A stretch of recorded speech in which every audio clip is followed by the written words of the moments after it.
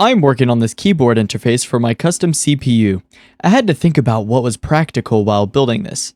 As you can see, I went with an older style of keyboard. This means it has a PS2 connection type. Luckily, this is old tech, which means it's a bit easier to understand. If we look at the port itself, it has 6 little pins.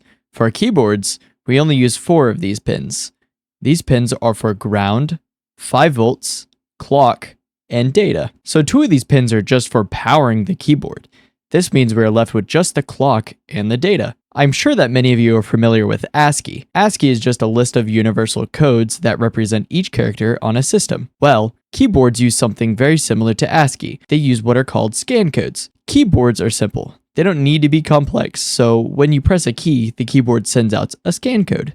Actually, it's more like a few scan codes. Whenever you press a key, we can see that these LEDs light up. We can try it with a few more keys. You can actually see that every LED turns on at some point every time I press a key. When reading a scan code, we look at the 8 green LEDs. These represent which key we pressed. Right now, we see 00110001. If we convert this to hex, then we can look at this sheet here. Thank you, BinEater, for putting this together. This code here is 31 in hex, so if we look for that, we can see that I pressed the N key.